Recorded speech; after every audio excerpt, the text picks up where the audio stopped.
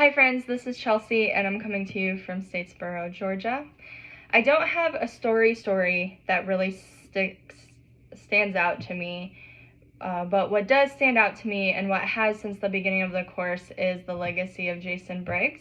After Joseph Smith Jr. was assassinated and the church split in all these different directions, so many individuals tried to step in and become the new leadership, the new prophets and presidents, and one person even called himself the king. And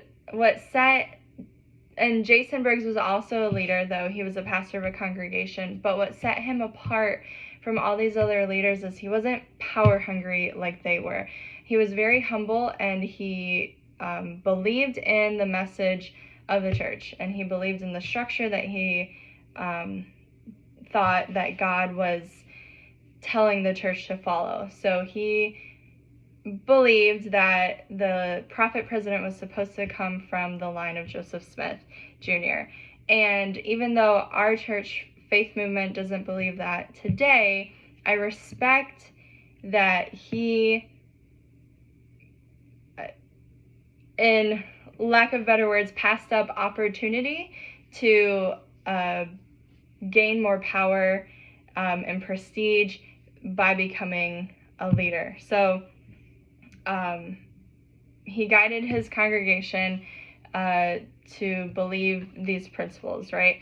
And he went to a quiet place at some point and prayed and received a vision from God explaining that in God's time he will bring forth the seed of Joseph Smith Jr.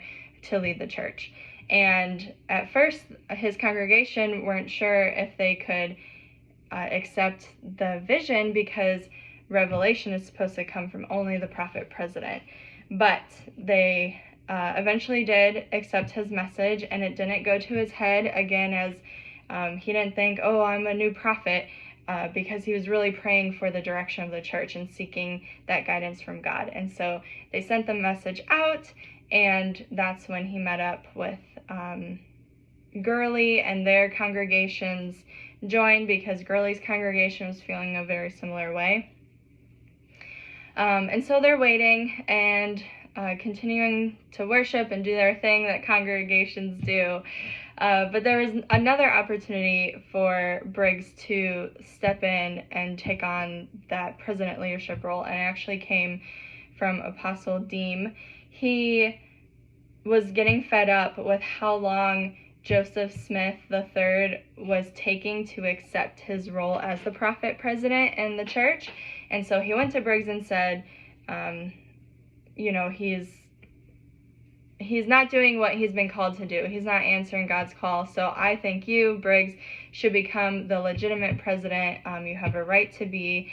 And so Briggs also had this opportunity from an outsider coming in and saying, you should be the leader. And I'm sure that other people would have followed that. But again, with humility, he stepped back and said, no, this is what we believe God is leading the church to follow. And we're going to wait and trust in God that he will bring the true prophet president to continue to lead our church. And so I think that's just an amazing leadership quality, is to know when to not seek out that power and that highest level, but to step back and to wait for someone else to lead above you. I think that's an amazing quality, and I just really love that legacy, and that's what has stood out to me from the beginning.